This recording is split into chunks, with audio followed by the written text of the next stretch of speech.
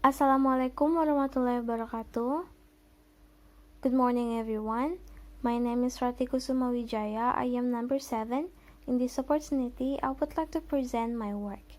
Without any further ado, let's just get started. In this meeting, we are talking about design a lesson plan for e-learning with appropriate application.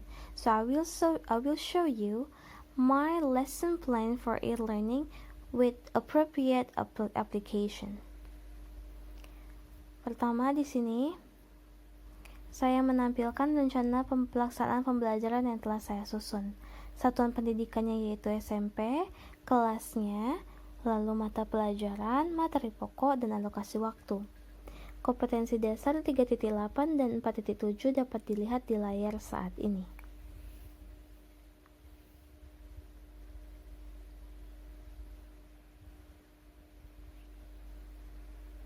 Next slide, yaitu indikator pencapaian kompetensi yang telah saya turunkan. Terdapat dari sisi afektif, kognitif, dan psikomotor.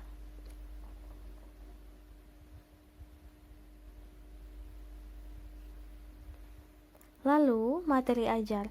Materi ajar yaitu pengertian present continuous tense. Dikarenakan saya membahas tentang present continuous tense, maka dari itu tentunya terdapat pengertian, lalu pola kalimat yang berbentuk affirmative, negative, and interrogative, lalu bentuk verb and to be, lalu penggunaan present continuous tense, dan pembahasan soal.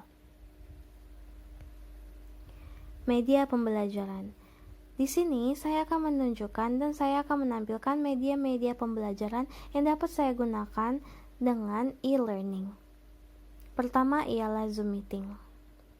Zoom Meeting membantu saya untuk berkomunikasi dan masih bertatapan muka walaupun via online dengan murid-murid saya.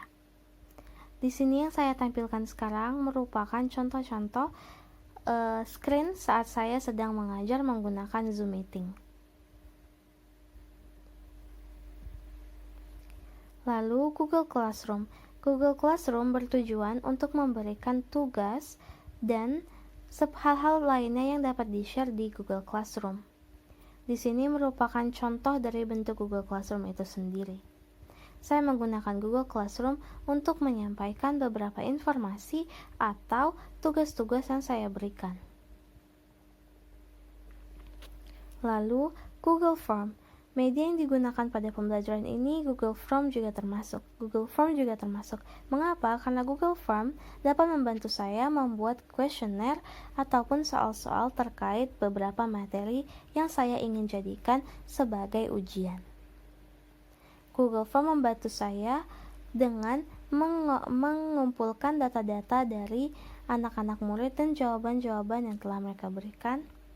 Lalu terdapat juga sesi di mana nilai-nilai mereka muncul. F. Kegiatan pembelajaran. Di sini saya sedang menunjukkan kegiatan pembelajaran dari RPP saya. Terdapat pendahuluan, inti, dan penutup. Total waktu yang digunakan ialah 40 menit. Terakhir, penilaian atau assessment. Penilaian pengetahuan tes tulis. Instrumen tes tulis digunakan untuk menilai pengetahuan peserta didik pada materi pokok tentang present continuous tense. What formula of present continuous tense? Please give an example in present continuous tense.